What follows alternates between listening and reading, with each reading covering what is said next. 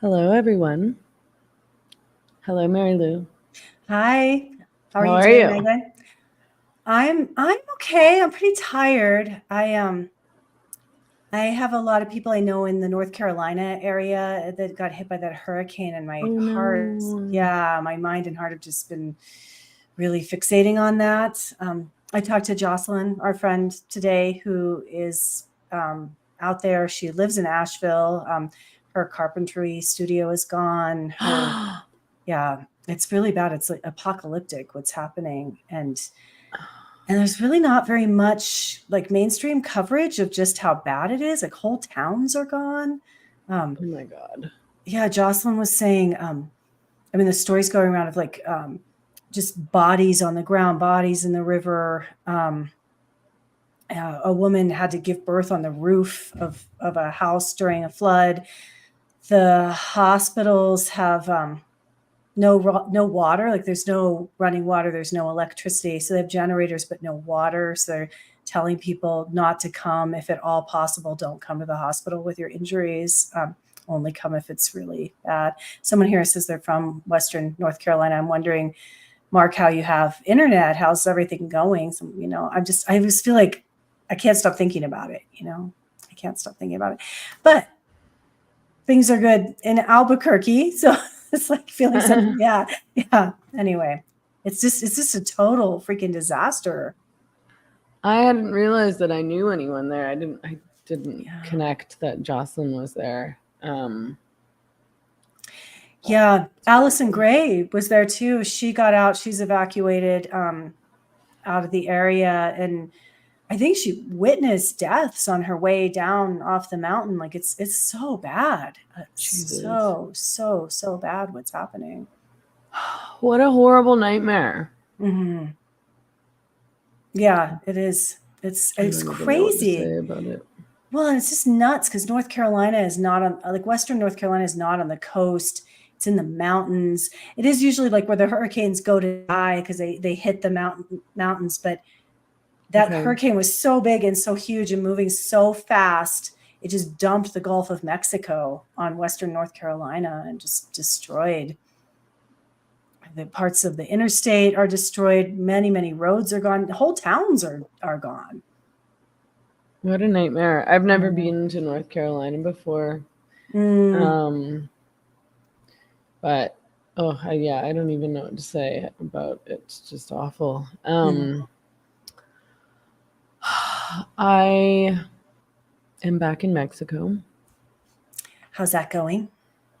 It's awesome. I'm super tired because I got back yesterday and had barely slept because I had to get up at like 5 a.m. to go catch my flights back. And whenever I have to wake up that early, I can't sleep because I'm stressed out about having to wake up.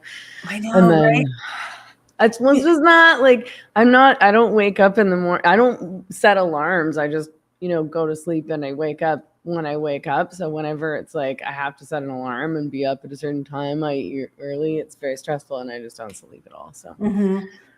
Well, I do the same thing. I wake up like every 45 minutes thinking I missed my alarm, and yeah. I just don't trust the alarm to go off. So Yeah, no same. sleep, then a long flight. But you were in Austin, so you didn't have to fly the. Well, no, well I Uh, flew from Austin to San Diego and then I walked across the border to Tijuana. It's not you don't like walk across the border, you just kind of go into this airport that's in between San Diego and Tijuana, so you're crossing the border at the same time as you're going to your flight cuz I'm trying to get my residency in Mexico, and this is a very long boring story, so I don't think I'll go into it too deeply, but because of there's this program that you can use to get residency, which involves renting out your visa on purpose.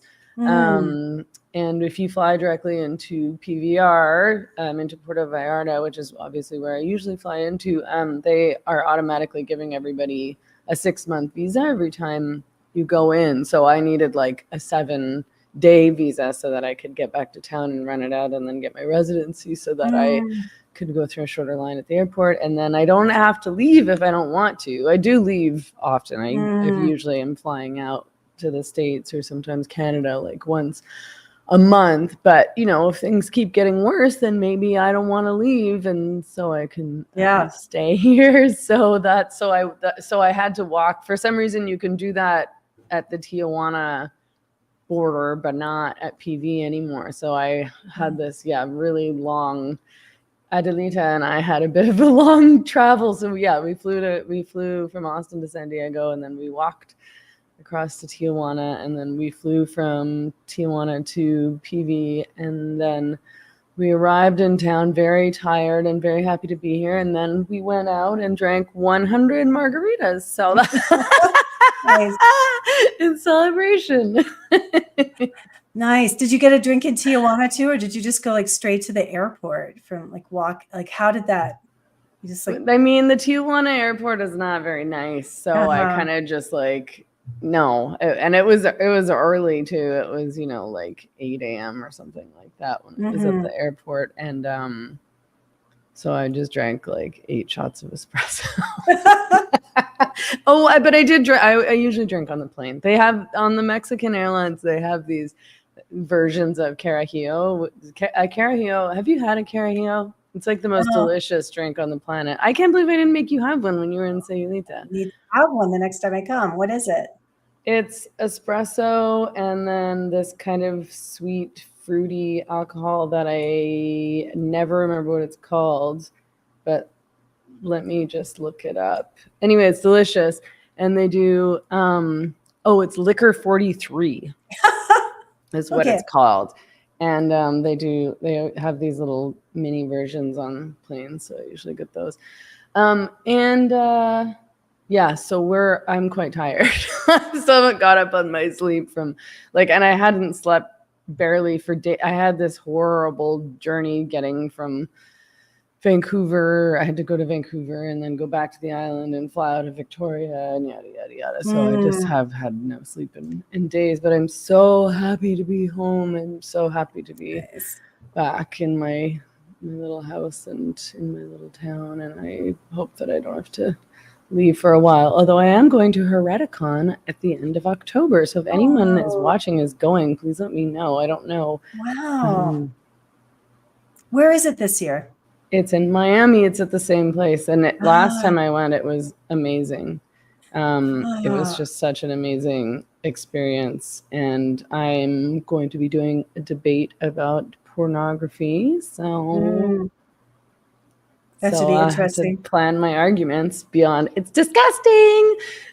I'm always so visceral about my arguments. I'm never very interested in reciting facts or data or anything like that, because I feel so many of the things that I debate are ethical issues, it's I don't know. I mean, of course you could find data and facts about pornography in terms of, trafficking or, the percentage of these women who have histories of abuse and molestation and trauma and mental illness and addiction, and you can recite facts about STDs and things like that, but I don't actually find those things are very convincing. Or maybe they're convincing to some people. That was never what convinced me that I thought that pornography was horrible. I think, a lot of men who are initially pro pornography seem to be interested in possibly changing their minds when you bring up the statistics about erectile dysfunction.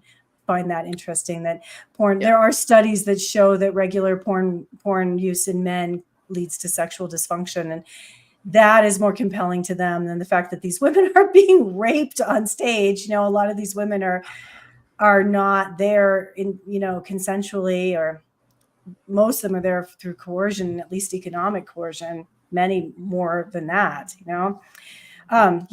that's an interesting thing. I think that a lot of men have stopped because it's wrecking their sexual response.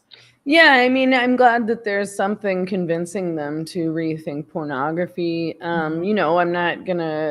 I don't like that argument that I think I hear sometimes radical feminists making, where it's they shouldn't be doing it for health reasons or mental health reasons or sex reasons. They should be doing it because of the women. And it's well, they should be doing it however they're doing it. And the fact that these arguments don't work on men. I mean, I sort of feel like if you watch pornography and you're not troubled by what you see, I don't know how many arguments about coercion and abuse and sex trafficking would really ever convince you differently, because you're seeing it on screen. Like, it's not, people pretend like, how could you possibly know? And it's like, well, I don't know, because if I look at pornography, it looks abusive and degrading and misogynistic, regardless of what the woman's story is. And the fact that you don't know the woman's story, I think, is a convincing argument in terms of why it's not ethical to watch pornography, because you don't know what's really happening on the other side of the camera, and you don't know her story. And like I said, earlier, it's very likely, because this is such a common story for women and unfortunately girls in pornography, which is that, they have a history of sexual trauma and often, childhood sexual assault and molestation and things like that. But, I just think, men who are watching pornography don't want to know that. Of course, they want the fantasy. So they're intentionally not thinking about those things. Yeah. And I think that the mythology of the happy hooker has so permeated the culture, and women like Ayla, and then, the handful of rich OnlyFans personalities. It's easy for men to think these women are there voluntarily and they're making a lot of money. But then when you look at the stats of the average lifespan of a woman in pornography is very short, isn't it? I mean, like, a lot of these women are dead by their mid-30s from addiction and abuse, suicide. Suicide's a huge one. Think of that. Like, that's just awful. Yeah. And I mean, I just, Ayla offers exactly the fantasy that men want. And I'm sure she knows that, I think that's part of her shtick or grift or whatever, which is that, because again, men want to think that women go into pornography because they just really like having sex, or they're inherently sluts, right? And that's what Ayala advertises. I just love having sex with all sorts of different strange men. And men don't think like women do. Men don't have the same relationship to sex that women do. So to them, that doesn't seem necessarily troubling to them, because to men, or a lot of men in any case, that would be a dream, to have sex with all sorts of strange women. Yeah. Like, they wouldn't think, oh God, that would be traumatic. They'd be like, great. Right. Yeah. Male sexuality is definitely different. I did a monkeypox continuing education where, we were just being informed about what's happening at these orgies that are attended by gay men, and how it's not uncommon for them to have 200 partners in 48 hours, which just seems so incomprehensible to me. No, I mean, for a woman that wouldn't be only, emotionally or spiritually or mentally traumatic. It would be incredibly physically traumatic. Yeah, well, you think it would be somewhat for men as well, and that would be hard on a penis too. You'd think, right? I don't. Yeah, I mean, there often is a lot of substance use that fuels hypersexuality and but it's like, okay, that's a very different mindset than pretty much any woman I know who think of having sex with 200 people in a weekend. Anyway, yeah. So who are you debating? Do you know who? I don't know anything about this person, but her name is, I don't even know how to pronounce this name, and I should. It's Cyan Bannister. How do you pronounce that? Cyan? Cyan. It means blue. It's a blue pigment. But at least, yeah. I might make something else. Nice. Yeah.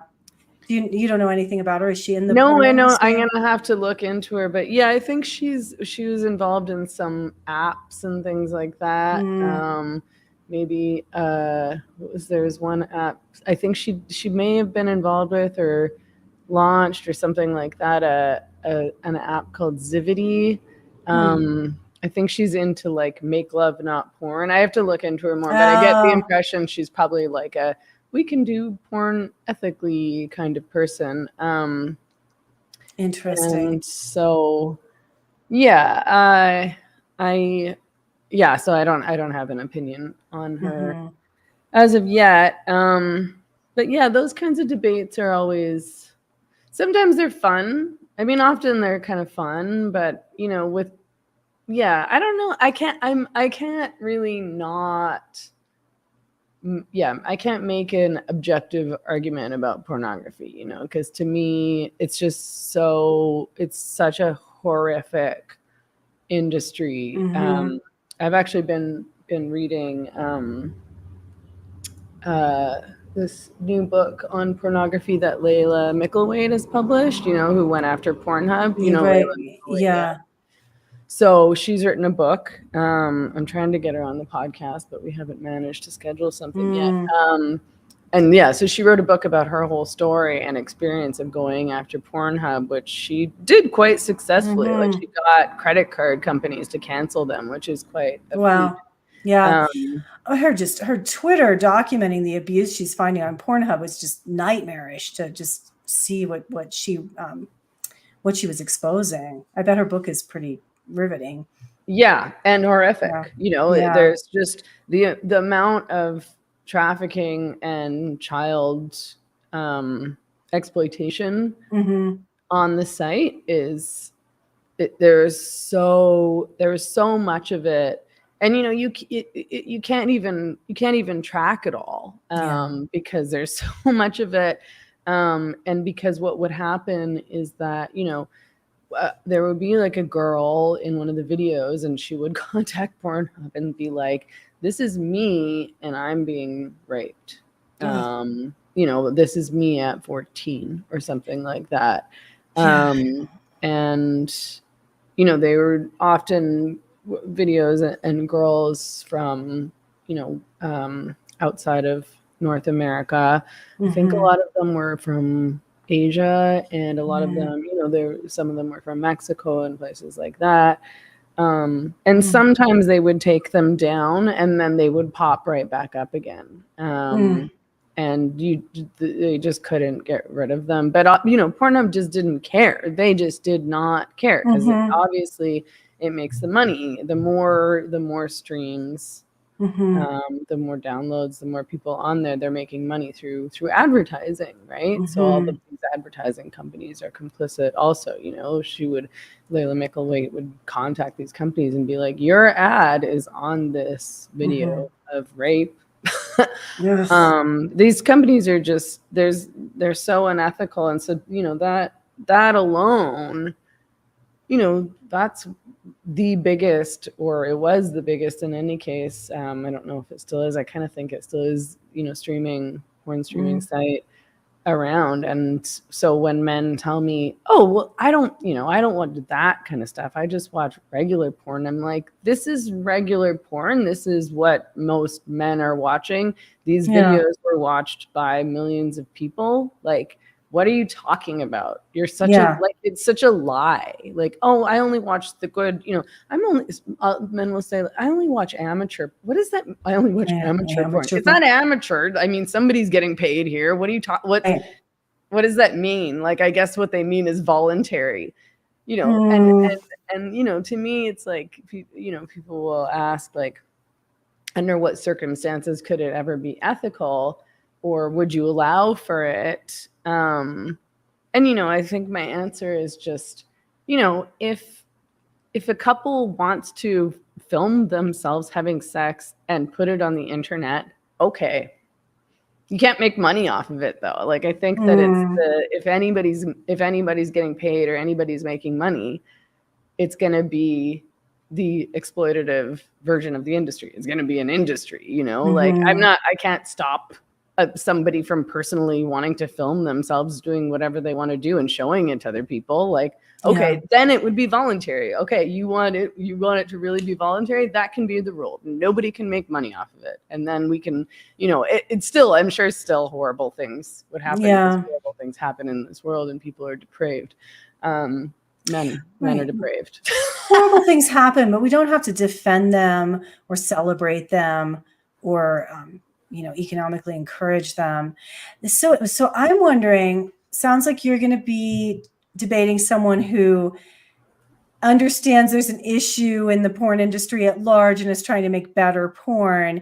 Would you rather debate someone like that or an unapologetic, rabid porn consumer who just loves watching porn?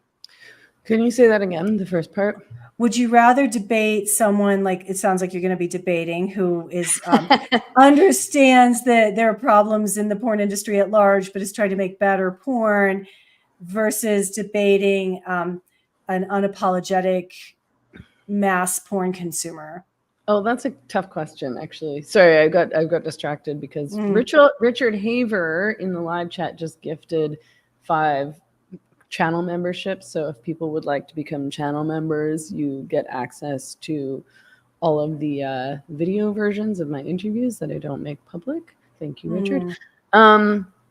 What? I don't know, man. That's a tough one. I sort of feel like I really like debating people who are very avid porn users, to be honest, because they are totally full of shit. So it's easier, right? Like, yeah. I think it's a bit harder to you keep having to reframe the debate when you're engaging with somebody who's talking about making the industry better or making ethical porn, because that's not really what I'm talking about. I'm talking about what most porn actually is and what most men are watching and what happens in the industry all of the time. I'm not talking about an imaginary world.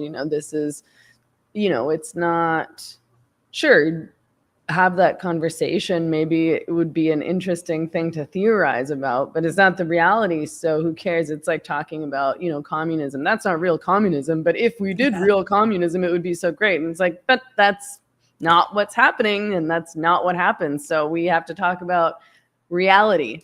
And this is the reality, which is that this industry is just nauseating. The level of abuse. And just really horrific, disgusting.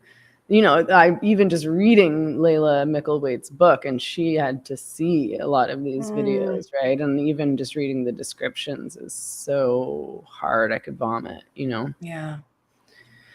And wonder what that does to her. I think of Gail Dines and other porn researchers and just how awful that is to have to witness those atrocities when you have the perspective of like, you understand what's happening to these women. And then, it's not just what's happening in the industry and on set. It's just destroying human sexuality. Porn is really, really wrecking people's sex lives en masse, like to the point where I just don't think people are having as good of sex as they were before the mainstreaming of internet porn. No, well, first of all, they're having a lot less sex because they're not around people and they're on their phones looking at porn instead of getting out into the world and meeting people. Yeah, there's that. Yeah. But then they have this idea of, this is what we always, I did, I'm sure you did as well. When we were talking about what young women are learning about sex and sexuality these days, they learn about what looks sexy, but not what is sexy, right? They're portraying sexy, but it has nothing to do with their sexuality or, their enjoyment of sex or their bodies or whatever. And so I think that's just become exponentially worse because of social media and the ubiquity of pornography. Yeah. So how would you? It's if you're trying to perform, if you're actually having sex, and you're thinking about how you look to the man, and you're trying to perform sex and sexiness as you've learned it in pornography, I don't think that you're gonna have a good time. No, it's really sad, and the average age at which people start consuming porn on a regular basis is in childhood. It's like 11 for boys and a little bit older than that for girls. I don't think girls consume nearly as much as boys, but girls are learning about sex through pornography as well. Sabrina asks, I wonder if people had better sex back before it was normal to sleep with 20 plus people before you're married. What do you think? Well, as someone who slept with 20 plus people before I was married, I thought I was having great sex most of the time. I don't know. I don't know if that's, I don't know. well, it's not really true. When I was with a boyfriend, I was having really good sex. When I was having one night stands, I wasn't having good sex. Yeah, same. Yeah, that's true. Yeah. In relationships, I'm having good Yeah. sex. But yeah, not when we talked about this last week. Not when I was like 18 and having like hooking up with guys after the bar or whatever. I think about this. So I don't think it's necessarily about numbers, because I've had like 7. I think I've had like 7 serious relationships in my lifetime, and then a bunch of other people around and in between. Yeah. It's a hard one, like watching the pendulum swing and knowing about history and how societies go about trying to corral the human libido and the problems it can cause when there aren't social mores and norms or even laws around it. I don't know if there's ever been like a perfect like sweet spot historically when people were having great sex. I think no, because like we're women in the 50s having great sex in their marriages, and so many of those men were having affairs, so I sort of doubt it. Yeah. I mean, maybe I'm just stereotyping. I'm sure there was men who weren't having affairs, but I think it was pretty normalized in those days when the man was off at work all the time to be having affairs with his secretary and whatnot, and the woman's at home and unhappy, and that's what really inspired the feminist movement in large part, was all these bored housewives who'd been promised the dream life with all of their appliances and their vacuum cleaners and their wall-to-wall carpeting and all these newfangled kitchen appliances, and they're all bored and popping pills and drinking because they don't get to have a real public life, and their husbands are off doing whatever. Right. No, I don't think that was like the pinnacle of great sex for women. The fear of pregnancy made sex a nerve-wracking experience for women for most of human history, for a lot of human history. I don't know if people had I think people had better sex before internet porn. I really do. Like, I think that, and I've talked about it before, but I think that Generation X sweet spot is when people were having great sex. Like, like post-sexual revolution, pre-internet porn, just figuring it out and just hanging out. And people still had like natural, unmodified bodies. Like, oh man, that happens at 30 minutes. I figured it out as my camera goes out every 30 minutes. Oh, it times itself out. Yeah, I need to figure out what's going on there. Yeah. Like I think, because in the 90s, I mean, people were so much less concerned about their appearances. And I remember I was listening to Meghan Daum.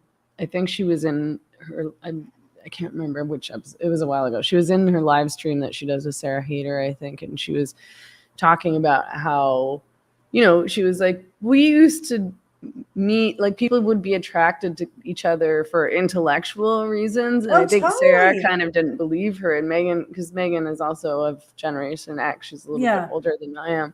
Yes, I think she and I are exactly the same age. I think we were in college at the same time. Oh, okay. Yeah. And so, she was like, but we did, like, you would meet somebody at the coffee shop or the bar or some whatever, and you would flirt intellectually, like you would be talking about books and philosophy or whatever. It's this idea that young people have, I think, just because this is what the internet tells them, that men are only attracted to these super hot, perfect looking women, and that men only want these alpha males who are, over 6 foot tall and, wealthy and studly and whatnot. It's like, that was not what it was like in the 90s at all. Even just look at 90s TV and look at what people look like, and look at the, musicians and things like that. Same thing in the 70s, in the 70s, everybody just was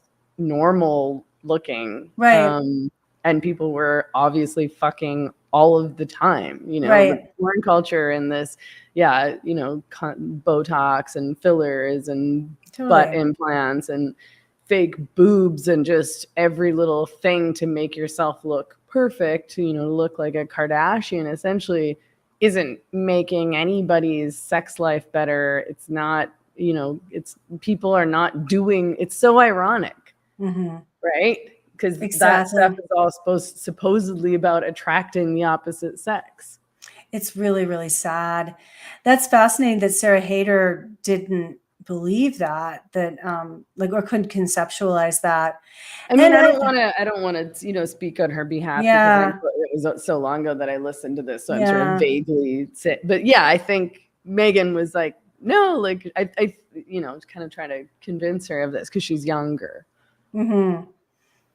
Yeah. Like, I think she had the impression that men were a lot more superficial than I think that men, human men, actually are. You know, maybe men are superficial on the internet, but that's because that's what the internet breeds. Like the whole concept of a dating app is about superficiality. You're just Yeah. swiping through faces. Like that's it. Same with, you know, looking at people, just looking at people on screens is going to breed superficiality. Things are completely different when you're engaging human to human. Right. And again, like, human sexual attraction is about it is about, at its root, reproduction. Like, that is what it's about. Like, we wouldn't have a sex drive if it weren't about reproducing our species. And people forget that, or that gets labeled homophobic or outdated now, but it's really true. And so much of attraction is about, like, who is compatible with you. Now people don't even know what they smell like, you know, not just from the dating apps, but from all the weird scents people are putting on each other, on themselves. I mean, and not like, no one, like, really, like, the part of attraction is pheromones of just what this person smells like. Part is intellectual attraction. Part is just your personal ineffable chemistry together, right? Let's seeing if you two would meld well to make a new person. That's about your own chemistry, you know, the way you smell to each other really tells you whether or not your blood types are compatible, whether or not your genes are going to create a healthy pregnancy and a healthy baby. All of that's gone away. It's really crazy. I think that the intellectual part of that is also wired into us, you know. I could be wrong. I don't know. I mean, like, you know, marriage looks differently all through human history, or, you know, marriage, I mean, by pair bonding, like, human sexual interaction looks different. But Yeah. it's not just about, like, this guy looks hot, I'm going to swipe in a certain direction, meet up with him and have a one night stand. That's not what we evolved to do. That's not why our sex drives evolved. No. No, not at all. Yeah, and it's always so hard for me to say because I know sometimes I hear these statistics that, you know, women in marriages are having better sex or that people in marriages are having more sex, but then I know so many people who are in sexless marriages. Because it's just, and I don't even know, people act like this is some horrible thing, but I just think it's pretty normal for a lot of, I know not everybody, but, you know, when you've been in a relationship with somebody for 20 years, then maybe you're not going to be quite as excited about having sex with them, I guess. But you know, and you've got all these this other baggage from 20 years of having fights with this person too, so that maybe doesn't help. I don't know. Yeah, I think it just depends on the individuals and their compatibility and whether or not they like each other and all the ways that they do like each other. Somebody just said that I don't know, ML, when a guy has a nice cologne on, it's a turn on. I don't know. I'm so disgusted by perfume and artificial scents, and they give me a headache and I can't think straight and I just want to run away. Where, to me, like when a guy is, like, all sweaty and smells really good, is a total turn on. Like, if you're not attracted to a man's funk, you shouldn't have I know men smell babies with really him. nice. They should Yeah. smell kind of like warm and spicy. There was an old It's like the study. smell that's in men's beards. Do you know what I Yeah. mean?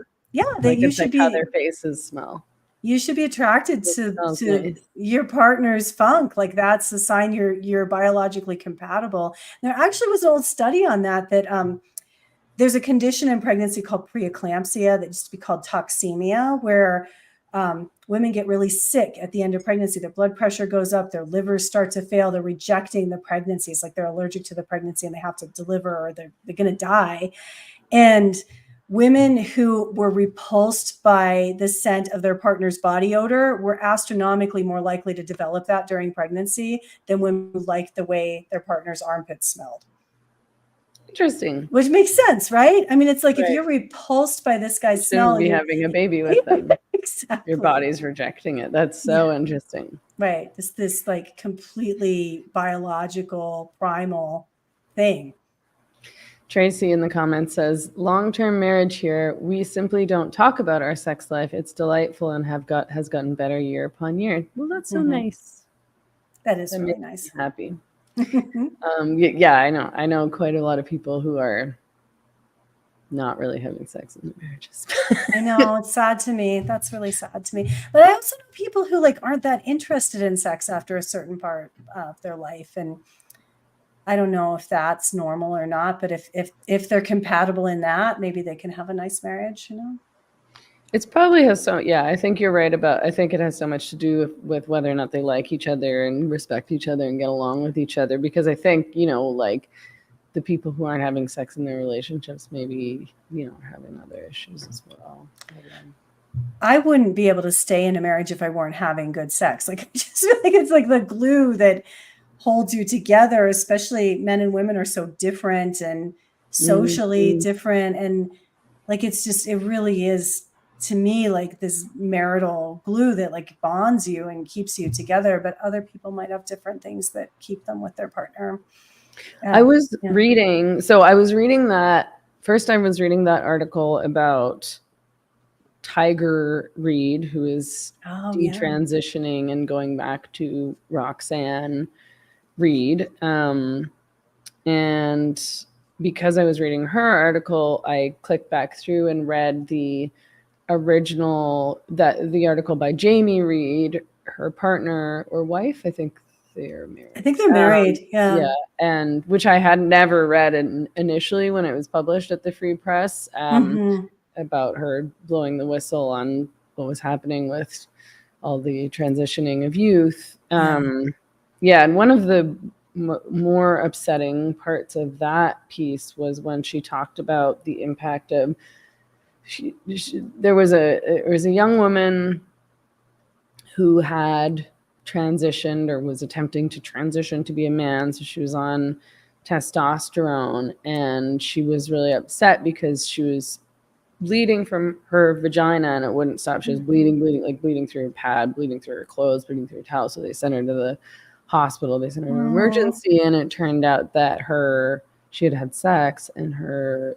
I think the vaginal canal or something had ripped, because I guess one of the impacts of being on testosterone is that it thins the skin, or what it thins the vaginal walls. So the vaginal mucosa, female genital mucosa, is estrogen dependent. So it's estrogen plumps up all the cells and makes everything stretchy. All the huge amounts of estrogen in pregnancy are necessary to make the vagina like so stretchy to let a baby out. When women are on testosterone, it's blocking their estrogen production. Some of these women are also, taking things that stop their estrogen production. So they have vaginal atrophy. Their vaginas like shrivel up and get thin. And then simultaneously their clitorises get really big. And they have, it really messes with their sex lives. So another one of the stories from Jamie's piece talked about a young woman whose clitoris had gotten so enlarged that it sort of, I can't even imagine this, but obviously it's true. It hung down. These are the words from the article. I'm not saying this to be vulgar or whatever. It hung down below the vulva, and it was really painful. It was, there was rubbing, and it was really uncomfortable from her. And these are all one of the many stories that convinced Jamie that, they were doing something terrible to girls. Did you read that article? I read it when it came out, and I'd forgotten about that vaginal tearing. Because these drugs can also create really abnormal uterine bleeding too. And I forgot that she'd been actually lacerated by sex. That's horrible. Like, she could have died from that, just hemorrhaged to death. Yeah, I mean, it's not only like we talk about, this is sterilizing minors, but it's not even just sterilizing minors. It is sterilizing minors, but it's creating this whole generation and this whole cohort of people who aren't going to be able to even have sex, never mind reproduce. Completely. Ugh. So yeah, and one of the things did you read the tiger? Ugh, why do they always choose? Sorry to be mean. I respect this woman for coming out and being honest and explaining why she felt she needed to transition and what she regrets and yada yada yada. So I don't want to, but these all trans, both on both ends, the men to women, to women, and the women to men, they always choose the worst names. They often do. Yeah, tiger. I'm like, oh God. But yeah, she was. Sorry. She talked about, traumatic childhood, all these disrupted attachments, trauma in her female body. I thought it was a really sad article. It was very personal. It was very heartfelt. She's going to have a long road ahead of her. A lot of detransitioners, you have to confront the mental anguish that drove you to do this. It's not just easy to just stop. And then you have to confront what you've done to your own body. You can't, and she was an adult. She can't blame the industry entirely. The industry is obviously predatory and disgusting and Frankenstein-like in its experimentation on human beings and should be held accountable. And she was an adult who did this willingly to her own body. And that's gotta be rough to confront that and reconcile with that. Yeah. One of the things she said in the article was, I know there isn't a lot of sympathy for those of us who transition as adults. People assume you made your choice and you knew what you were signing up for, which I guess I found that a bit surprising. I guess that's that's not how I feel. I feel sympathy for people who've transitioned and regret it no matter what their age is. And, because they've been swindled too, it's less of a swindle when you're a full adult and you can understand better what you're doing, whereas you cannot when you're a minor. But at the same time, yeah, her story is just so typical of almost always what I hear from detransitioners who talk about, or, not even detransitioners, just the girls and young women or adult women who attempt to transition to become males. It seems like everyone that I hear from, they always have a history of trauma and sexual abuse. And it makes so much sense that you would want to, get rid of your body when your body had been treated like that. Like when your female body is associated with trauma and abuse. Right. She said, I'm going to just read this part for the people who haven't read the article yet. But she says, I never met my father. He died from a heroin overdose when I was young. My mother was addicted to drugs too, and the last time I saw her, I was in my early 20s. She passed away in 2023. When I was 2 years old, I was sexually assaulted by a stranger. Oh my God. Which resulted in my being put in foster care. I moved in and out of foster care throughout my childhood, in between stints living with my maternal grandparents who were divorced. My grandmother was extremely poor and troubled and ultimately had a mental breakdown, which led me back to foster care. My grandfather, a severe alcoholic, was both verbally and physically abusive. I knew from an early age that I was a lesbian, and I remember around the age of 7 lying in bed wondering why I didn't have a penis. Throughout my life, I've been bullied for my more masculine appearance. I was called names like boy, faggot, dyke, and he, she, among others. I've also been sexually abused multiple times by both strangers and family members. When I was 17, I was diagnosed with debilitating endometriosis, which caused me to have painful periods and sent me on a monthly hormonal roller coaster. As I look back, I see how all this shaped my sense that becoming a woman would mean subjecting myself to a lifetime of assault and abuse and experiencing relentless mental and physical pain. Wow. That's very incisive. She's obviously done a lot of personal inventory. I'll be interested in seeing if she documents the rest of her process, because it's very hard to demasculinize a body. It's easier to feminize.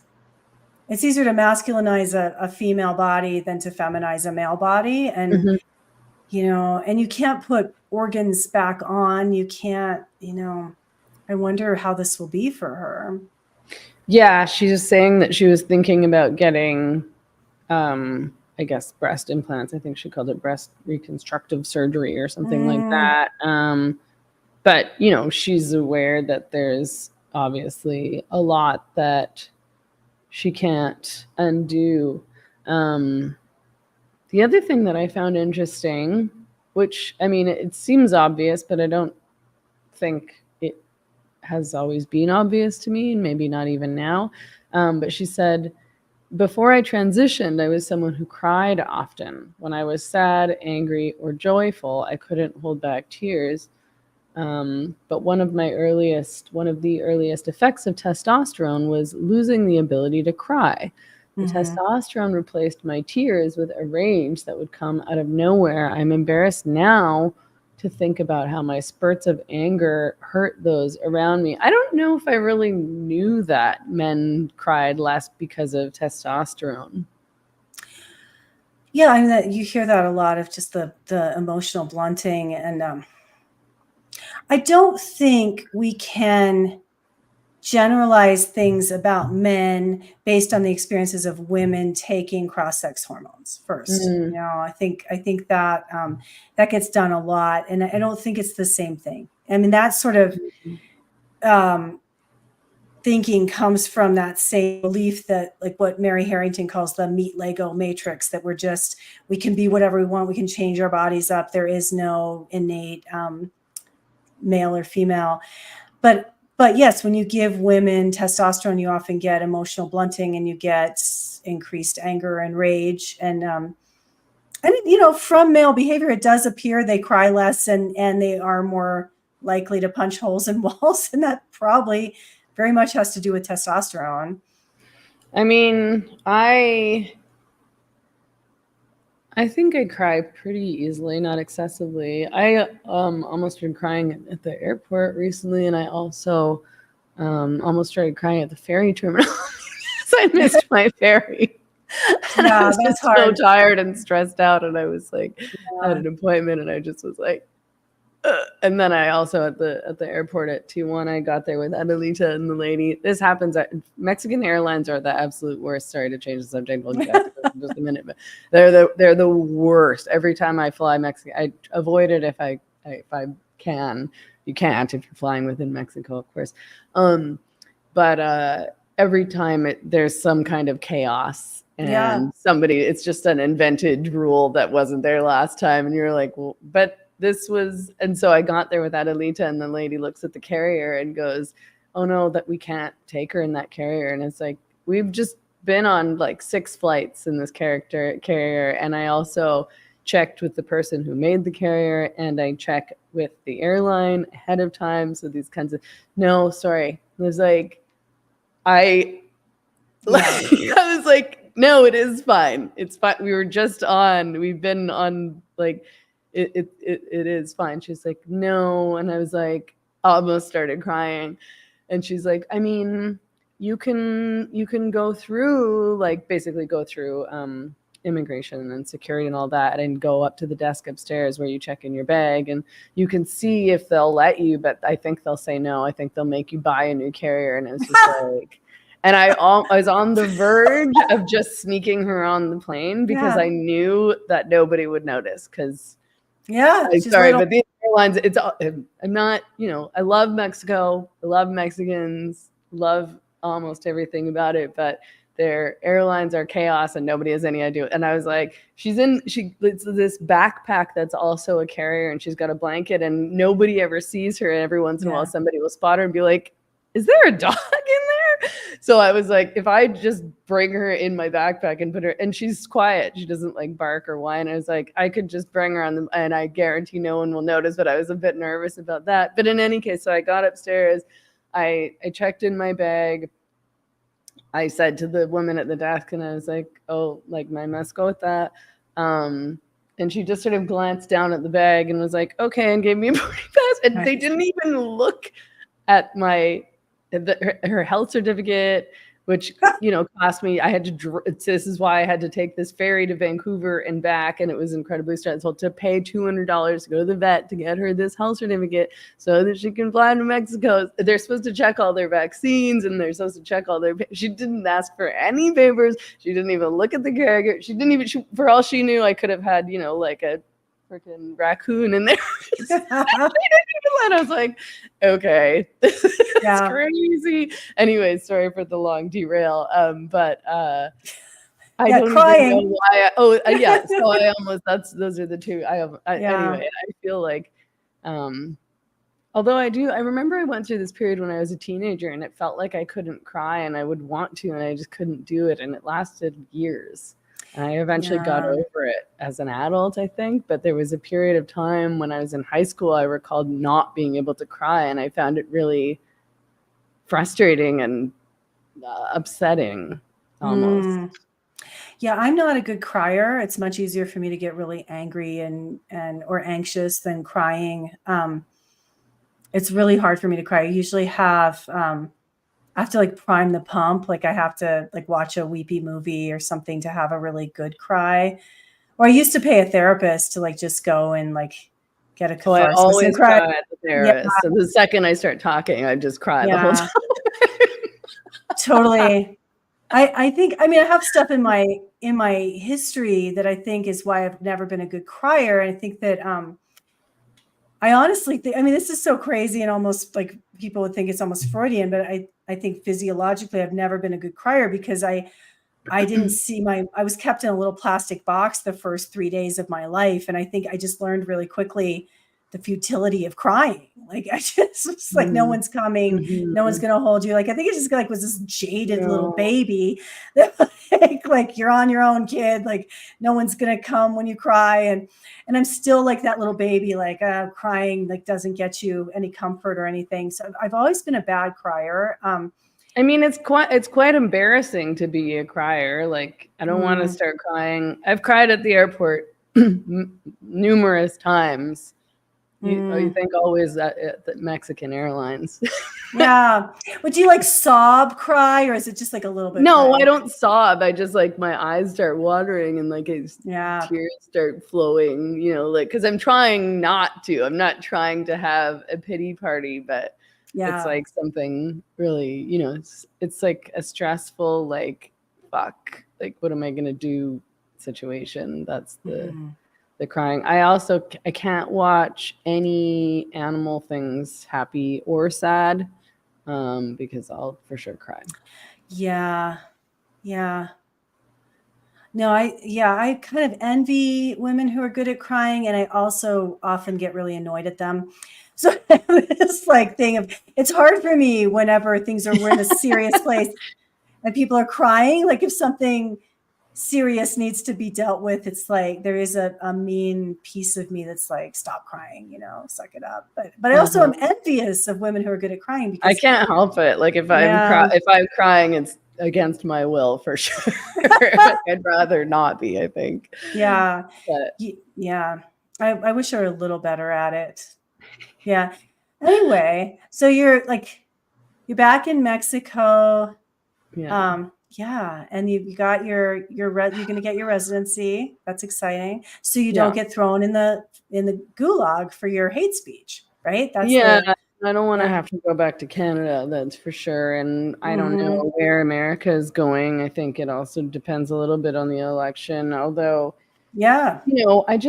was my friend sent me this Alex Jones clip today about, and I've also been reading a book by Michael Rechtenwald. I'm not sure if I said his name, about the Great Reset, and I just watched this Alex Jones clip about like what the elite are planning for us, you know, to put us all in work camps and I don't know, fly off to Mars or something like that. And I always see Elon tweeting about how the goal is to get everyone to Mars or get people to Mars. I'm like, but everybody's not going to Mars.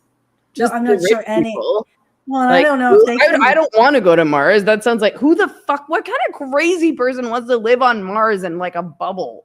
It's not a livable Oh, they can live in a bubble. Yeah. Well, you can't live there. You can't breathe, right? Like, isn't it, you can't just live on Mars. You would have to be in a dome. I am so uninterested in even thinking about living in Mars. It's like, no, you can't do it. Next conversation, next topic. Like that's stupid. He's like, that's what's happening. I know, and he has a lot of power. Yeah. But I don't want to go into space. That seems terrifying. Why would I want to go somewhere where I can't live? It's the same thing as the people who climb Everest. I'm like, you're not supposed to be up there. Look at how many people die. Don't go. Yeah. This isn't for humans. Right. You know, unless you're like a Sherpa and you've evolved to be able to do that. Exactly. Like, what are you doing? Like, yeah. Why would you put yourself in a scenario, i.e. space or on Mars, where humans can't survive and you're totally dependent on, you know, technology, which is fallible. Yeah. Right? Like, I don't want to be dependent on technology in general, right? Like, you want to be somewhere where you can take care of yourself if you need to. You can breathe the air, you can drink the water, you can hunt your food, you can pick fruit, right? That sounds good to me. Like, I do not understand the people who want to live on Mars. I also don't understand the people who aren't concerned about what many members of the ruling class, including the ruling political classes, are telling us they're planning to do. Like, you don't have to listen to Alex Jones. You can just go. It's right there. Like, they already said it. Yeah, it's like it all the time. Especially when the World Economic Forum gets together for meetings, like they say the most horrible things. They call people, like they address the problem of it's every 30 minutes. I'm gonna have to figure out how to do this. Settings. That's so strange. Yeah, I'm gonna have to figure it out. They're addressing the problem of the growing useless class. You'll own nothing and you'll be happy. Like, they say these things out loud. And now we have last week John Kerry talking about the problem of the First Amendment and how we really have to get around the problem of free speech. So there's one unifying narrative. There's this problem that people can access information that's not true. So we have to address that. Like, he's sitting there saying that. This is a man who ran for president of the United States. He was a sitting senator. He took an oath to uphold and defend the Constitution when he was a senator. And he wants to get rid of the First Amendment. We have the New Yorker last week with a cover that was a silhouette of Kamala Harris. And then a big story on, is it time to torch the Constitution? But if you mention it, you're a crazy conspiracy theorist. I'm like, these people want to get rid of the Constitution. They want to get rid of free speech. They want to get rid of the Bill of Rights. Oh, no, you're a crazy conspiracy theorist because Alex Jones is saying the same thing. There's a politician in Canada, I think an NDP member or MP or MLA or something like that. I think it's a woman, and she is trying to pass a bill that would essentially make it illegal, like hate speech, to engage in what she's calling, and the left are calling, residential school denialism, as though it's the same thing as, you know, the Holocaust denial. Yeah. But what she's actually talking about is not denying the existence of residential schools or the fact that bad things happened in a lot of the residential schools, but that whole story, if you will recall, about all the mass graves of Indigenous children discovered, the remains. This is what was reported in media all across North America, including the New York Times, and then also, of course, Canadian media like the CBC and whatnot. They reported that the remains of, you know, hundreds and hundreds and hundreds of Indigenous children were discovered at these old, church grave sites or whatever, at these old locations of residential schools from the past. So they either reported with the words remains or they reported mass graves. And what happened was that actually no mass graves were discovered and no remains were discovered. They discovered, abnormalities using, what is this technology? Like there was no excavation like ever at any of these sites. They've not excavated. So literally not. So there could be remains. There could be bones. There could be graves, but we don't actually know that. And nobody actually knows that because nothing has been discovered that is a concrete proof of this. So that's what's being called residential school denialism, because the left is insisting that anyone who says, okay, but there weren't, which I wrote an article about this for The Spectator last year, I think. John Kay has covered this quite extensively. Terry Glavin, who I've had on the podcast, has also covered this. And none of them are saying that residential schools were great or fine. And they're actually saying, like some really horrible things happened at residential schools, including abuse, and, kids being taken from their parents and families. Obviously, that was the whole thing. Taking their language and their culture and, and those ideas should be up for debate as well, whether or not these things had any positive. This is a whole out negative thing. People make those arguments that actually, there were good outcomes. I don't know. I'm not saying one way or another. I'd have to look into it more, obviously. But she and the left in general in Canada are trying to make this hate speech, so illegal hate speech. And it's the truth. It's just the truth. It just is. It's not an opinion. It just is. They haven't excavated. Nothing has been discovered. Nobody knows. Nobody knows. Well, in the same way that it's the truth that men can't turn into women, men aren't women, but that's, and this is totalitarianism. Like, this is a hallmark of totalitarian state, that there is an official state narrative and you are punished from deviating from it, and that there is one official state propaganda narrative and anything else is forbidden and illegal. And we don't want that. That's never a good thing. It's never good when that happens, but it's amazing that people are marching toward it. Like AOC has been talking about the problem of the First Amendment. And again, Harris believes in free speech. In hate speech, thinks that misinformation has to be curbed.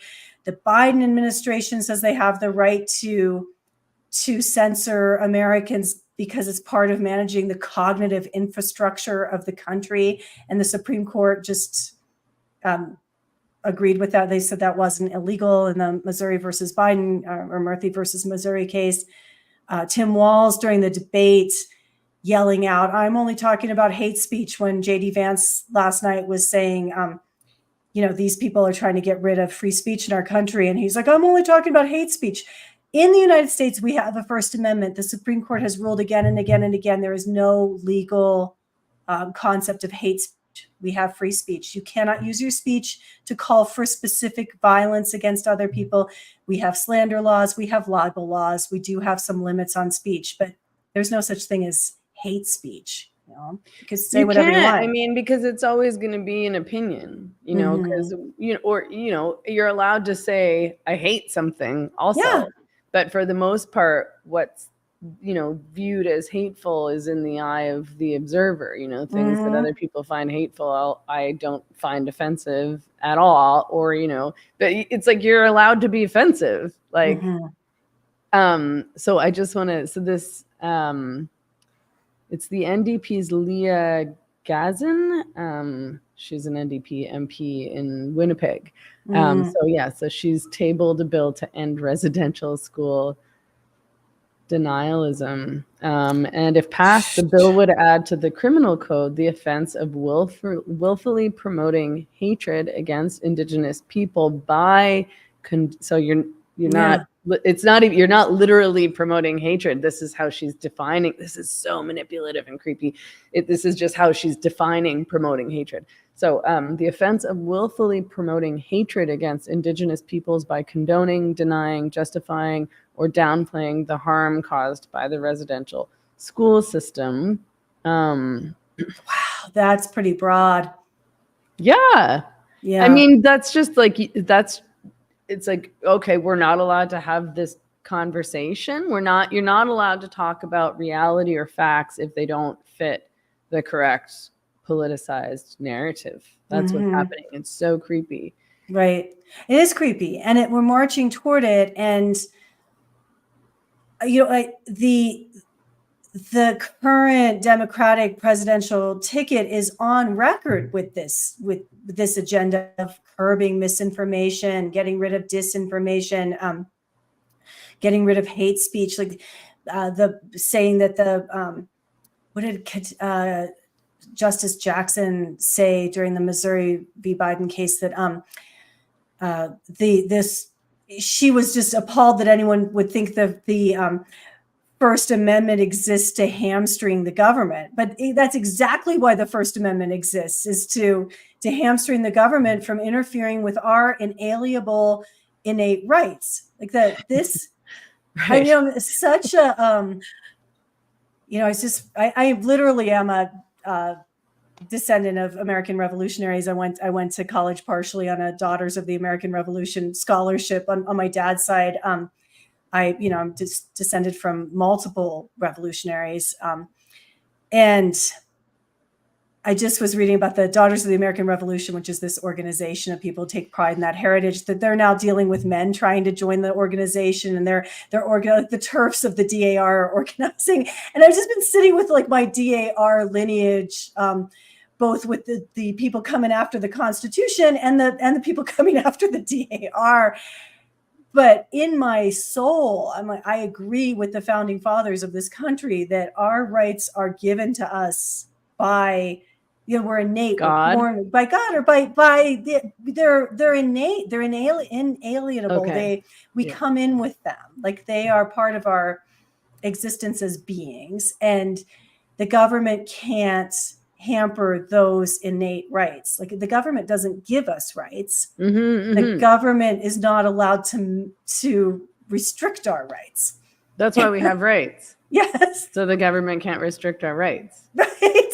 I guess so. I mean, if you read the way the Bill of Rights is written, it's just beautiful of how the government shall pass no laws impeding these freedoms. Like it assumes these freedoms already exist and the government can't mess with them. But that is, like, people want to get rid of that. Apparently that's problematic to have freedom. Well, of course it's problematic. Yeah. It is. Yeah. Freedom is not risk-free. No. Freedom is of course problematic, but the reverse is worse. Yeah, the reverse is worse, especially thought policing and speech policing. It's always indicative of a terrible society to live in. That's what people are saying when they're fighting against freedom and individual rights and civil liberties and freedom of expression and free speech, is that they're saying, but it's dangerous. This was the argument that defended the COVID lockdowns and mandates. It's like, well, but it's about public health. It's about our safety. This is dangerous. It's a risk. And it's like, yes, that's true. Life is a risk. You might get sick. You're going to die someday. You might die sooner than you should or would like to. I don't say that to be glib. Like, I don't want to die. I have fear of death. I know you don't, but I do. I always wish that I believed in. I was like, I wish I were religious. That seems comforting. Alas. Well, unless you think you're going to hell when you die, then it's the opposite. I don't think so. You don't think so? I don't think it'd be very comforting to have that sort of religious belief. But well, I don't. I don't think I'm going to hell. There's a heaven and a hell. I think I've done okay. I've not there's a lot of people who are much worse than me. I'm just I kind of would mean agree. and judgmental. I wouldn't send you to hell. Thank you. Yeah. I'm not all that nice, but Yeah. I don't think that's what gets you into hell. I think the people Yeah. going to hell are like Beyonce and Jay-Z and P. Diddy and Yeah, definitely. maybe Klaus Fauci. Schwab. Yeah. Klaus Schwab, the real life Dr. Evil, talking about the fact that they're very clear about what they plan to do. I mean, he's been very clear, Yes. it's so weird because they keep calling people who talk about this stuff, talk about the Great Reset and the, 15-minute cities and the, your beef, like red meat's going to be a special treat. And Agenda 2030, but they all said that. It's not, I know. They keep calling us and these people conspiracy theories, but they wrote it all down. They wrote a book 2 months into the pandemic. Mm-hmm. Like, how did they manage that? Right. 2 months in called COVID-19 and the Great Reset. Yeah, and they've kind of laid it all out, right? Mm-hmm. Justin Trudeau's trying to mandate that only EVs will be produced, like 100% of new vehicles produced have to be EVs by 2030. Like, there really is an Agenda 2030 that's connected to all sorts of dystopian things. How are they getting away with calling us all conspiracy theorists? Propaganda works, and that the way they have gotten people loyal to their particular propaganda streams, and the only propaganda streams allowed to talk about the World Economic Forum and the Great Reset and the threats to free speech are Fox News and Alex Jones and bad people, right? So good progressives don't allow themselves to watch Fox News. Good, it is like a religious devotion to your propaganda stream that you're being fed. Mostly among the progressives now. I think that among people who aren't progressives, I wouldn't say they're all conservatives. I think there isn't a unifying narrative holding them together the way the people who just lockstep gospel of NPR. I'll watch The View. I'll read the New York Times. I'm not a bad person. I'm not a bad person like those people who, listen to Tulsi Gabbard's speeches. I'm not a bad person like those Fox News viewers. Don't you think it's that, like a tribalism and just a blind allegiance? Yeah, I mean, they should, but they could read the Great Reset. No, because only bad people read that. Right. Yeah. Well, conspiracy theorists. Yeah. Yeah. Stupid people, crazy people. Crazy people. Yeah. But they're they're not into Agenda 2030. That only crazy conspiracy theorists believe in that documented plan that's laid out on the World Economic Forum website from the organization that gets together quarterly, like the richest people in the world, to discuss how they're going to manage the world, like that.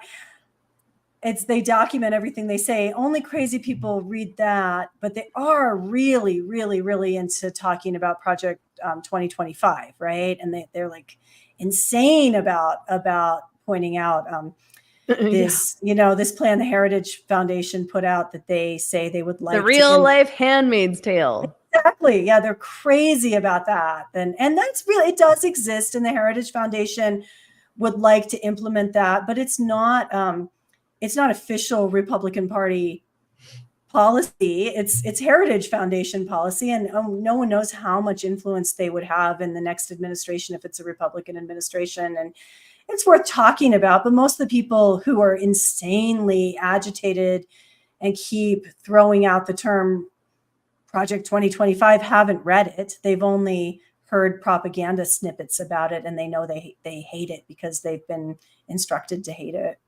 Mm-hmm. And regurgitate snippets of it when triggered by certain conversations. Spud Doe asks, only EVs. How's that going to work in rural Canada? Well, that's a question, right? It won't. It's not. It can't. It's not going to work. It's not Right. going to work. It can't work. We don't have the infrastructure in Canada to power all the EVs. But that's why people are going to have to stay in their 15-minute cities, and then you'll be allowed to plug in on Tuesday, and the people in the next city over might be able to plug in on Thursday, and you can apply to leave your 15-minute city for a toll fee maybe, and maybe you'll be allowed a permit to leave your city, but it'll be nice because you'll just be able to walk everywhere. Oh, it's going to be great. Yeah. That's what people say when I talk to them about it. They're like, why wouldn't I want a 15-minute city? I'm like, well, totally. And you want to leave? Like, what's the point of this zoning? Like, right. Why don't they just build a coffee shop down the street from your house? Why are they calling it a 15-minute city? Right. Exactly. And your Apple Pay won't work outside of the geo fencing of your 15-minute city. You won't be able to access the internet outside the geo fencing of that. It's. This is why I'm getting my residency. Just like it's just getting worse. And it's getting worse really, really quickly. And, before people have a chance to think about it is the key. I mean, that's how they do these things, right? I think in a lot of cases, they're passing these bills and they just kind of don't. This is how the gender identity bill got passed in Canada. They just kind of didn't really advertise it. I don't think that most people knew what was happening. And then there it is. And, the few of us who were trying to warn people were silenced. And, there's the language of it all is always so manipulative. I mean, we read that language in that the residential school denialism bill that this Gazin or whatever is trying to pass. They frame it in a way that at first glance, like unless you knew to be triggered or you trusted your own gut, which people don't anymore. I think that's a big part of the problem is people don't trust their own gut instincts anymore. They trust the experts. That's what they've been trained to do. We trust the experts. We trust the government. We trust the science. And so you would read this and you'd be like, oh, hate. I don't like hate. Or, oh, 15-minute city. That sounds nice. Oh, yeah. Why do we don't want to kill all those cows? Why not lab grown meat? And I'm not saying, I can see, I get it in a way. Like I get how a person might on its face be like, sure, fine. Why not? Because it's framed in this positive way. It's framed as saving the environment or, countering climate change or, keeping people safe and healthy, right? No hate, hate's bad. Lab-grown meat, which is essentially cancer. I mean, it's so insane. Like they take one cell from an animal and they put it in a culture medium and then they mess with its genetics to make it replicate itself over and over and over and over again. I guess it's replicating in a more organized way than most cancers, but it just seems like cancer to me. Like I don't need long-term studies to know. I don't think people should eat that. To know that quite possibly is very, very bad for people, and we should exercise the precautionary principle and not eat that. Here. Go ahead. Sorry. I mean, I think one of my concerns with it is also that it destroys food sovereignty, because then I think that corporations can patent chicken or red meat. Like now I have a patent on salmon TM, and people don't have access. They're already trying to destroy the rural farmers and independent farmers by making it just too hard to farm in places like Canada. In any case, I'm sure that's happening in various states in America, but in Canada, they just keep, I think I've talked to you about this before, bureaucracy, red tape. You have to pay $50,000 to get your well redone or whatever. You need new chemicals in your water. You can't get hay. I don't know. It's just red tape. And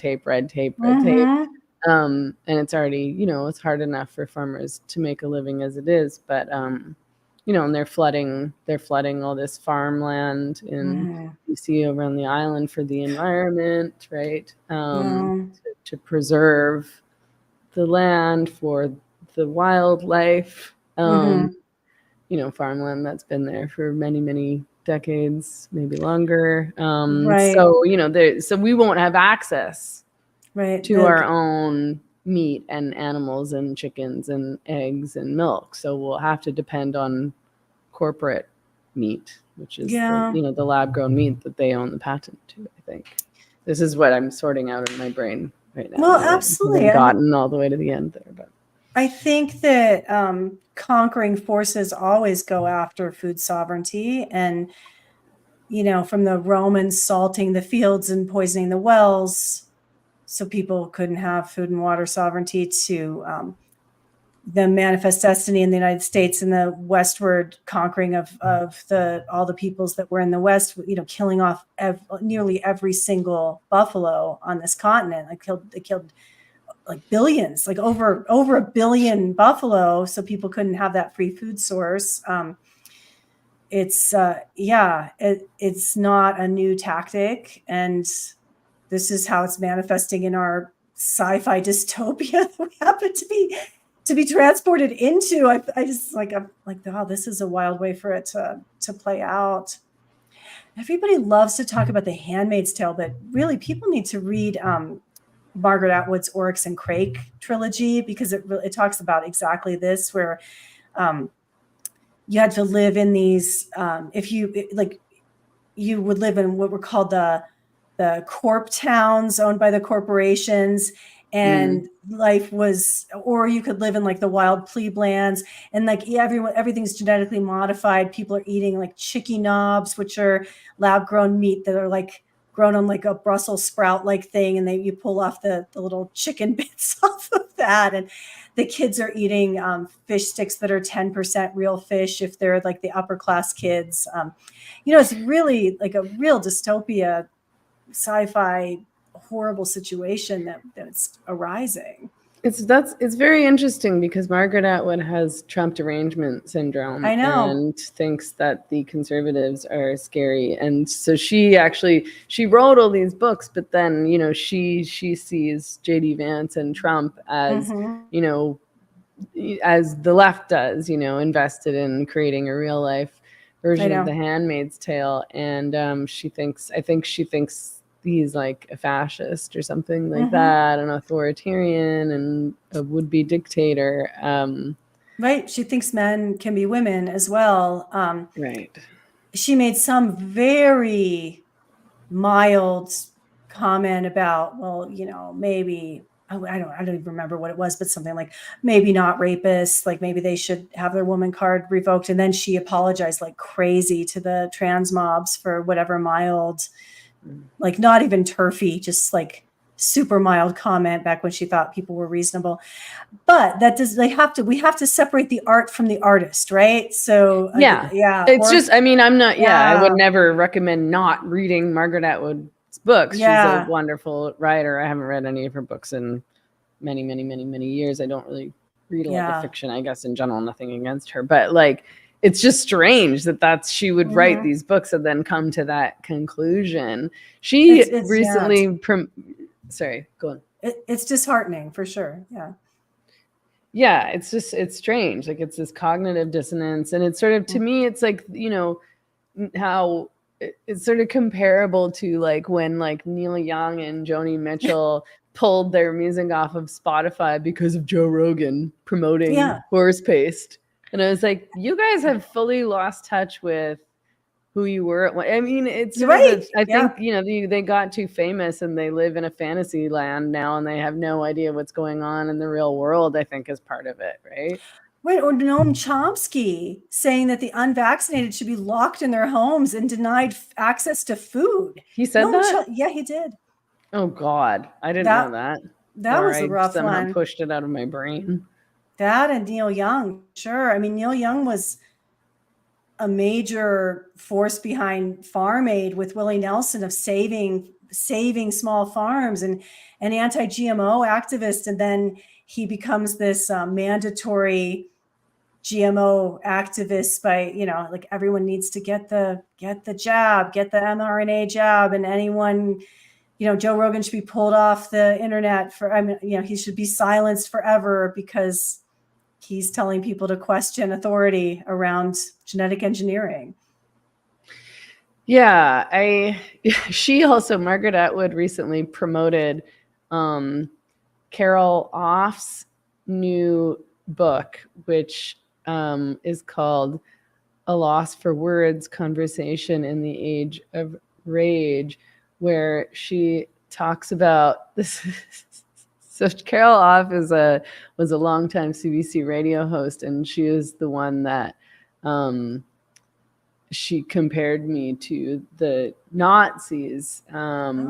She had Vickery Bowles on for an interview when they were trying to petition to have me banned from speaking at the Toronto Public Library back in 2019. And Carol Off was livid at the idea that I should be allowed to speak at the Toronto Public Library. She just could not disguise her frothing rage. And she interviewed Vickery Bowles, and Vickery Bowles said, I'm standing by the library's mandate, which is to support and uphold free expression. I don't have an opinion on Meghan.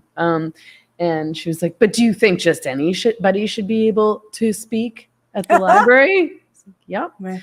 Totally. And said all sorts of horrible things about me. She also attacked Jordan Peterson early on, just after he had spoken out against Bill C-16. This is before I was barely familiar with Jordan Peterson at the time, and I was so enraged listening to her interview with him and the way she treated him. She was just so rude and disrespectful towards him, and I was, I felt inherently defensive of him, even though, like, at the time I was sort of still in this, like, I'm a feminist and people say that Jordan Peterson is a misogynist, but she's a rabid, she would silence anybody she disagrees with if she could. And she wrote this book. These people are crazy. Yeah.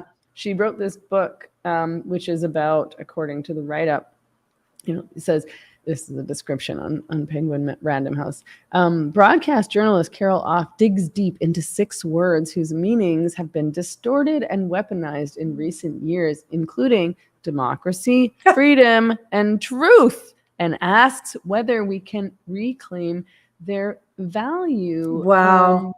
And she obviously thinks that, the right or the conservatives, the bad people, not her, not the progressives, not the CBC, have distorted the words and weaponized the words democracy, freedom, and truth. And she hates the truckers, all of that, right? She thinks that I'm a transphobe that's, comparable to Holocaust deniers and Nazis and Hitler. And so Margaret Atwood promoted this book, saying, a must read in our times. You can't talk to, I can barely even say this, you can't talk to people if words have been bleached of meaning. And I was just like, are you high? Like, she doesn't Carol Off. And clearly you don't understand what democracy, truth, and freedom means. You don't understand. You don't support freedom or free speech. And you're here saying these words have been bleached of meaning. You can't have a conversation if these words have been bleached in meaning. Meanwhile, this woman, Carol Off, is trying to redefine these words to mean things that they don't mean. In a democracy, we have freedom of speech, and people get to say things that you don't like at the library. I know. It's just unbelievable. It really is unbelievable. And it just,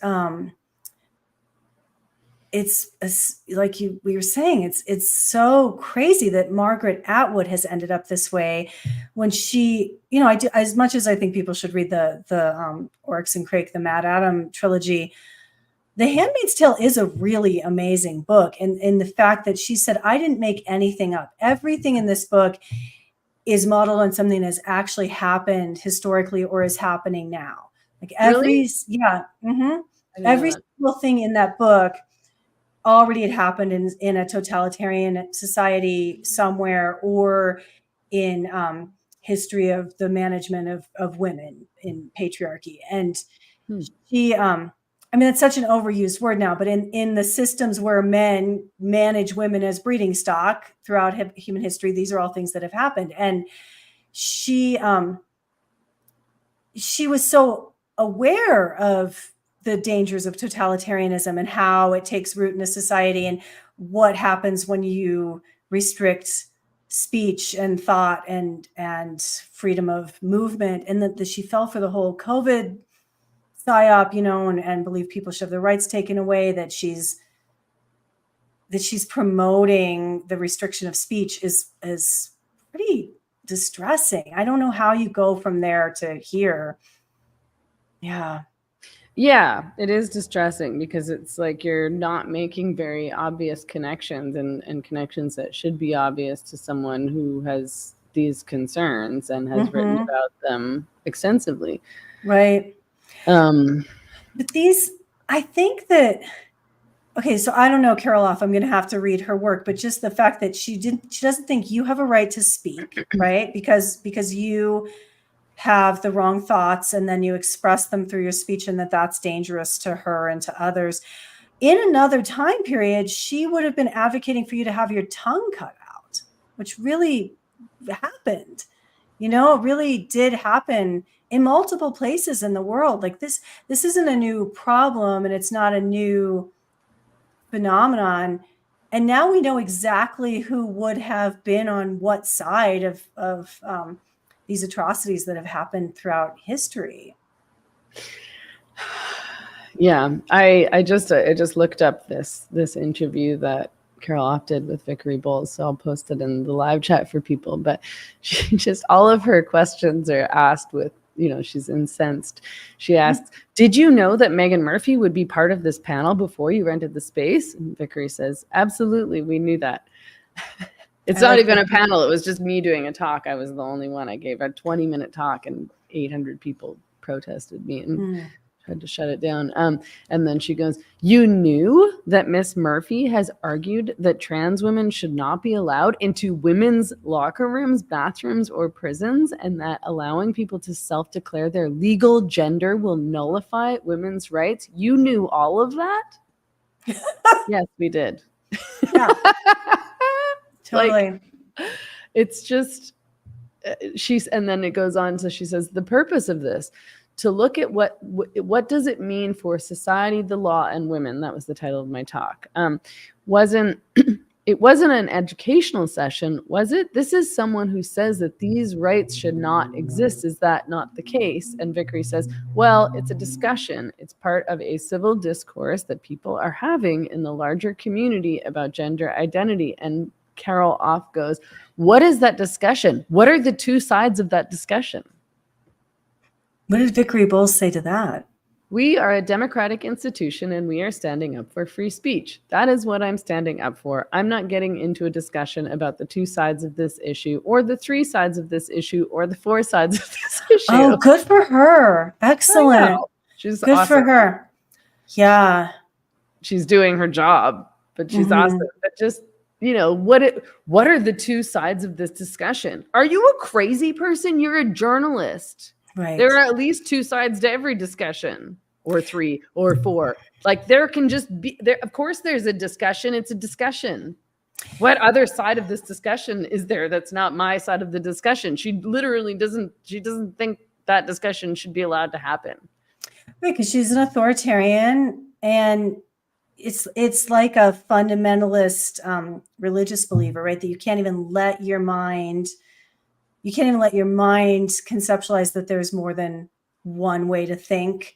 This is like you can't allow yourself to examine the points the other side is making, because that's dangerous. Those are, what are they called? Suppressive persons in Scientology. Like, you have to stay away from anyone who thinks differently than you. Right. It really is like dealing with cult members. It's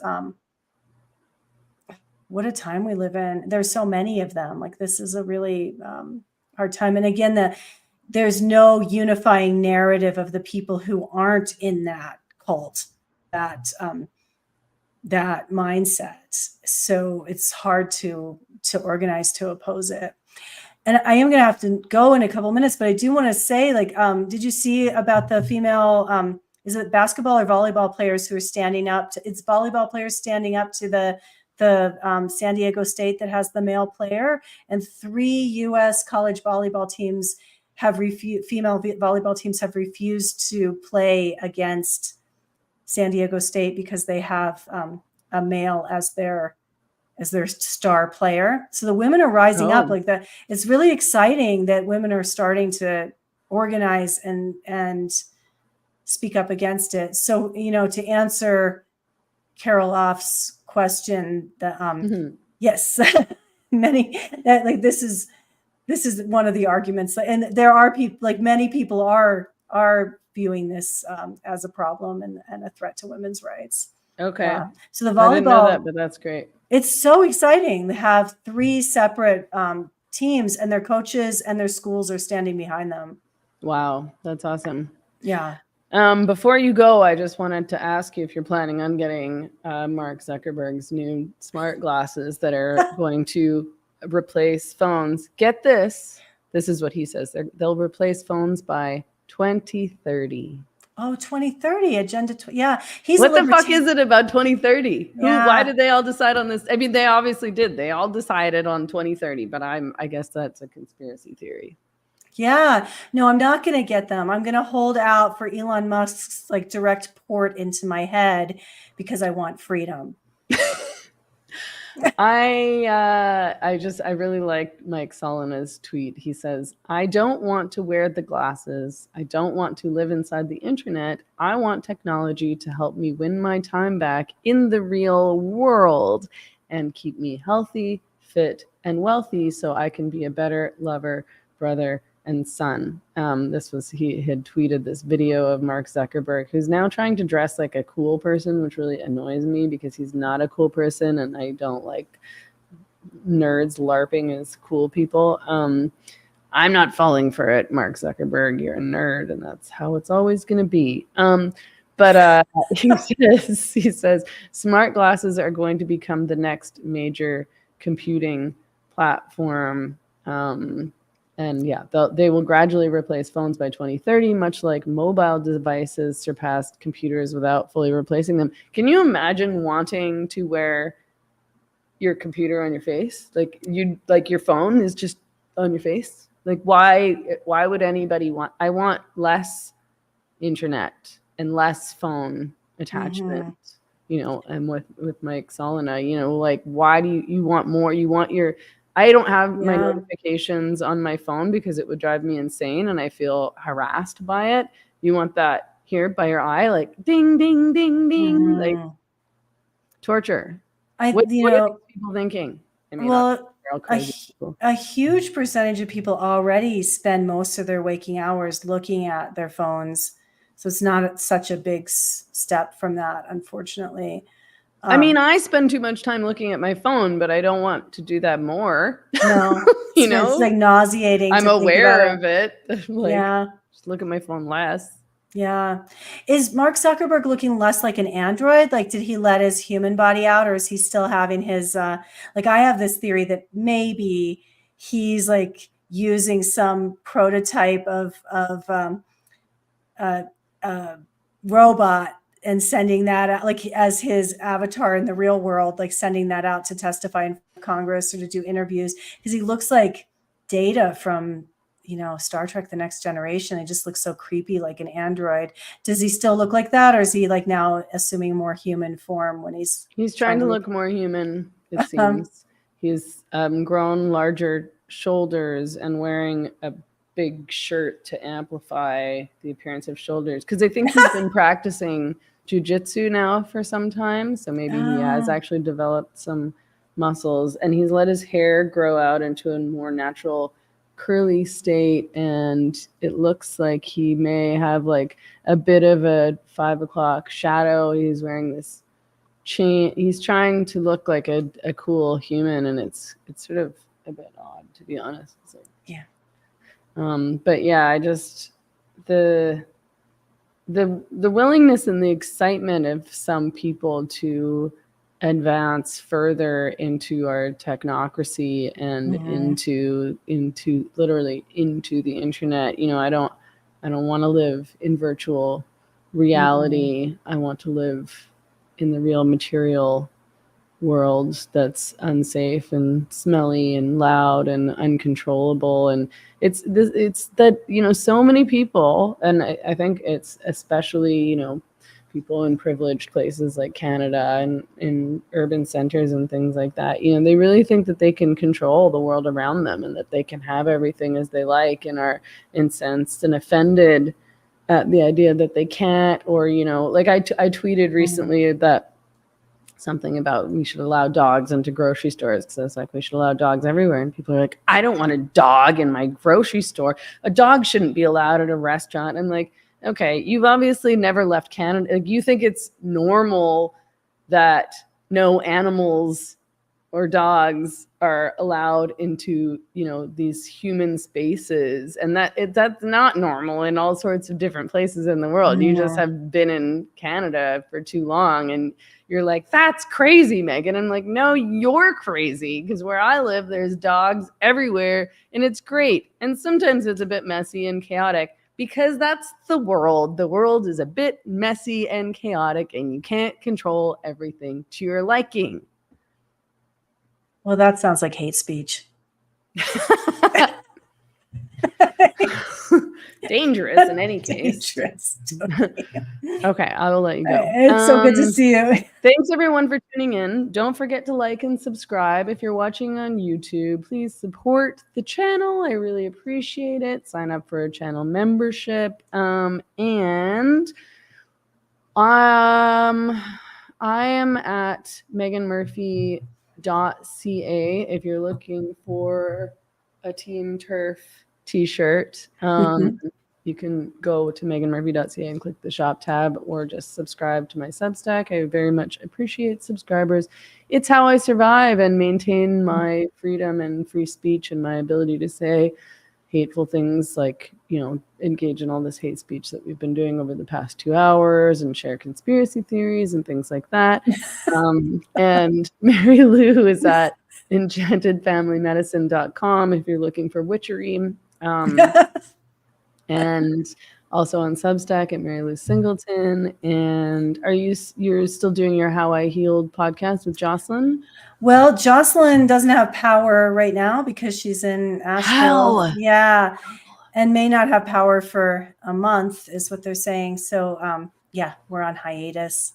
A month? That's what they're saying, possibly a month. When I talked to her this morning, they said Can she leave? Or is it not possible? Like, because everybody's trying to leave? She's not. It's her home, and her partner's I just mean home. Temporarily, I guess, but maybe I that's guess not desirable. I don't know. Well, I mean, there are, you have to defend your property and try to build, rebuild your town. And Jocelyn is pretty committed to the healing of Western North Carolina. Okay. Which is a big job right now. So we'll see if she can. Well, it's all sort of in her hands of whether or not we're how long of a hiatus we're taking. Okay. Well, I hope that you'll be back soon, and I hope that Jocelyn's doing okay over there. Is there ways for people to support? Do you know? I mean, I'm assuming there are. There are lots of ways. I mean, I feel comfortable trusting Jocelyn that you can Venmo money to her, and she's doing daily water and gas runs from South Carolina into Western North Carolina, filling up gas cans. They stand in line for hours to gas up and fill up the gas cans they have to take them in, so people can use their chainsaws to, cut all the trees that are down and fill up their own cars to go get supplies and have a way out if they need to get to medical attention. So is it okay to give Jocelyn's Venmo if we or is she is she advertising this on social media anywhere or anything? She's Aunt Flossie on Instagram, but again, she doesn't have service very much right now. Do you have her Venmo that you can put in the chat or something for people? Yeah, 1 second. Okay. It's hard to feel helpless when these things happen. So I feel like I'm imagining that people might want to do something to help. Yeah, and there are plenty of other places to get involved, but I really trust Jocelyn to do good things with the money. I know she's doing it. So it's at Jocelyn-McDonald, MacDonald, on Venmo. And if you'd like to donate to a good cause, Jocelyn is very ethical. They're making daily runs into the disaster zone. They're taking people water, food, and gasoline, and they're going and helping people, dig their way out. Okay. Well, I'm sending healing vibes. Okay. It's good to see you, Mary Lou, as always. We'll see you next week, and we'll see everybody next week. Thank you for tuning in. We're here every Wednesday night at 7 p.m. my time. I'm so glad to be back on Mexico time. Nice. But that's 6 p.m. Pacific and 9 p.m. Eastern. Okay. Bye, everybody. Bye, everybody.